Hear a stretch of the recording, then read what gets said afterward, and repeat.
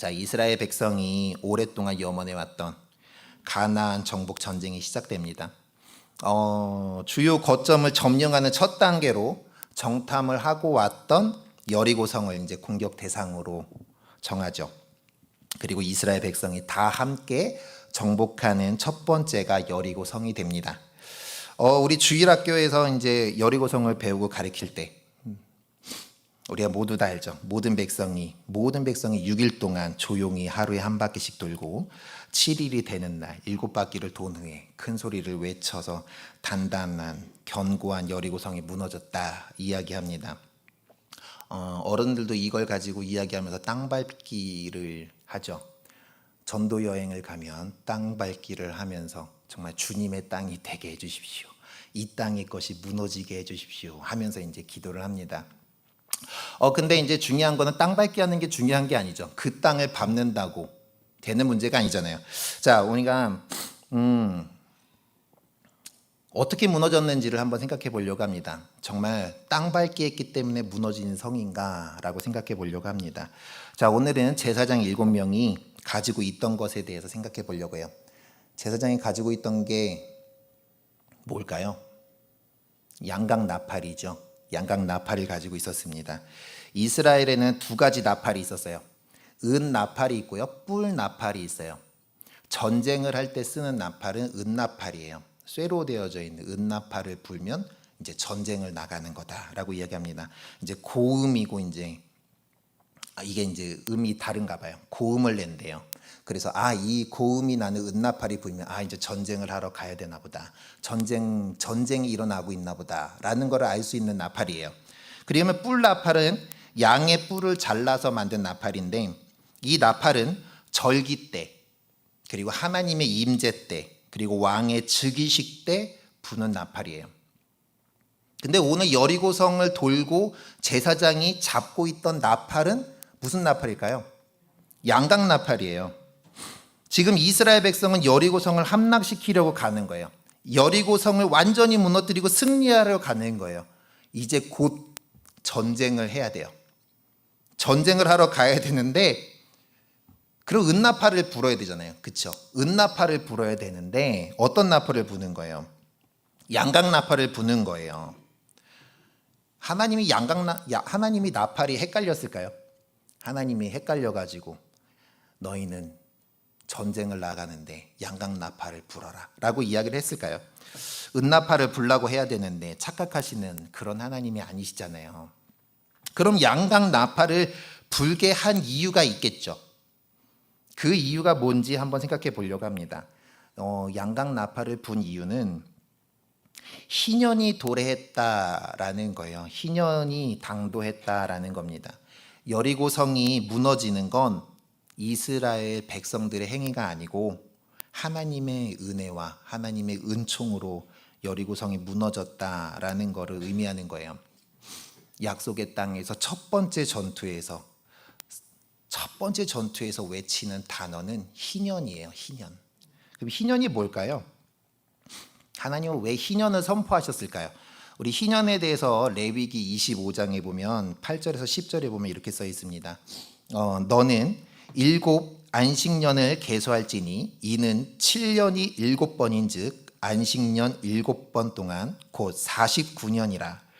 7째 달 열흘날은 속죄일이니 너는 뿔나팔 소리를 내되 전국에서 뿔나팔을 크게 불지며 너희는 50년째 해를 거룩하게 하여 그 땅에 있는 모든 주민을 위하여 자유를 공포하라. 이 해는 너희에게 희년이니 너희는 각기 자기의 소유지로 돌아가며 각각 자기의 가족에게로 돌아갈지며 라고 되어 있습니다. 뭐냐면 7년이 지나면 7년째가 되는 게 안식년이잖아요.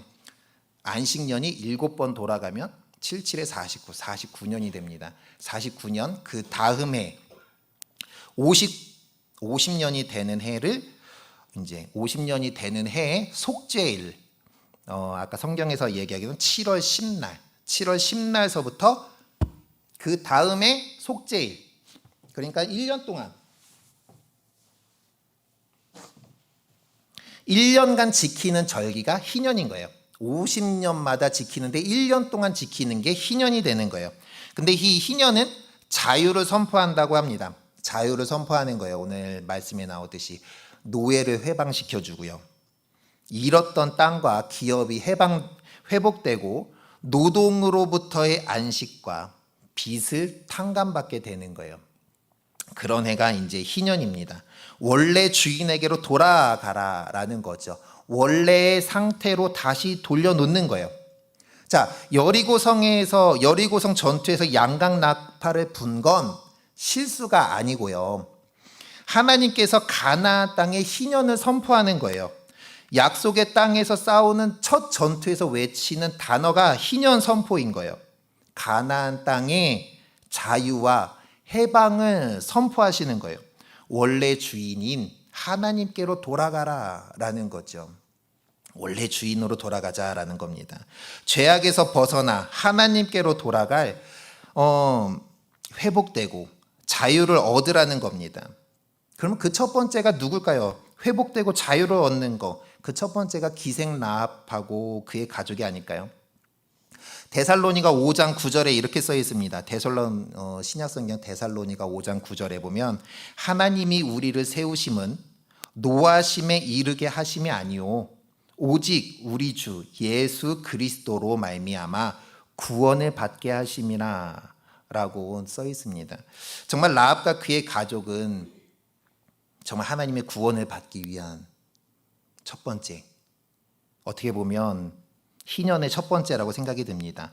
라합과 그의 가족은 아마 전결 의식을 통해서 이스라엘의 한 일원이 되고, 라합은 하나님을 믿음으로 구원을 얻고, 살몬과 결혼해서 다윗의 고조할머니가 되고, 예수님의 조상이 되고, 예수님의 족보에 기록되는 이 5명의 여인 중에 한 명이 기록이 되는 거죠.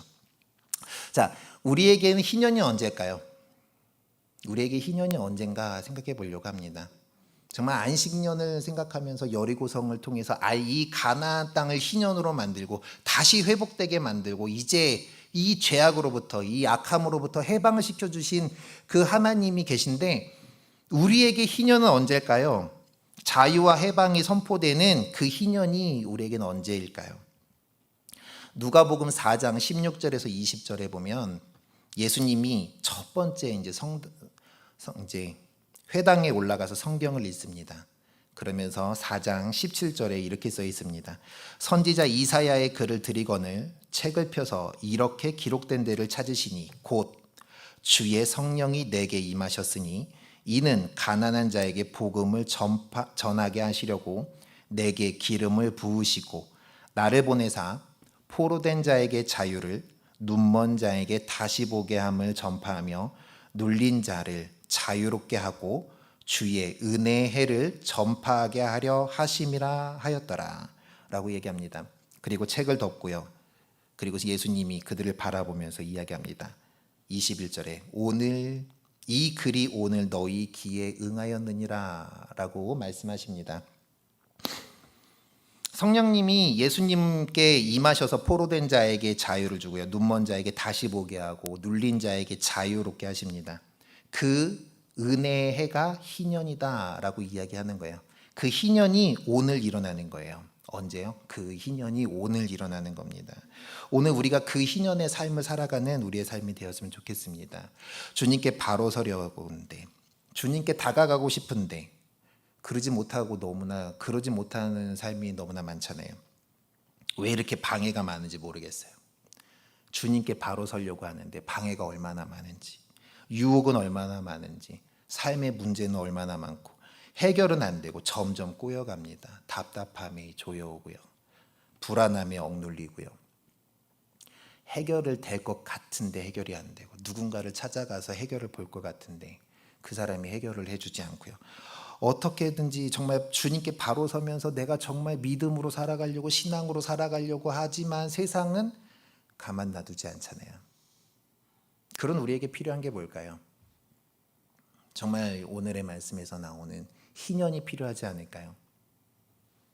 가나안 땅에서의 그 자유와 해방이 여리고성을 통해서 첫 번째 전하면서 하나님이 외쳤던 희년이 예수님께서 처음 설교하시면서 이사야서를 가지고 처음 말씀하셨던 그 희년의 선포가 오늘 우리에게도 임하였으면 좋겠습니다. 오늘 이곳에서 임해서 우리가 정말 자유함을 누리고요. 정말 우리가 해방을 누리는 삶을 살았으면 좋겠습니다. 우리도 라합과 같은 고백을 했으면 좋겠습니다. 우리가 정말 주님을 찬양하면서, 라합은 다른 사람과 달랐잖아요. 다른 사람들은 마음이 녹아내리고 정신을 잃어간다 라고 이야기를 하면서 라합은 주님을 찬양하고 주님의 일을 합니다. 우리가 그런 삶을 살아갈 수 있었으면 좋겠습니다. 다른 사람의 삶이 아니고 정말 다른 사람처럼 살아가는 게 아니라 하나님 믿는 백성으로서 우리가 라합처럼 우리가 그렇게 고백하며 나아가는, 기도를 드리는 우리의 삶이 되었으면 좋겠고요. 주님을 높이는 삶을 살아가면서 우리가 희년의 선포가 오늘 이 자리에 임할 수 있기를 바라고요. 오늘 이 자리에 자유함을 누리고 오늘 이 자리에서 해방함을 누리고 살아갈 수 있는 우리의 삶이 되길 바랍니다. 오늘 정말 문제들이 너무나 많겠죠. 저도 문제가 많고요. 각자 모르는 문제가 많겠죠. 하나님은 다 아시잖아요.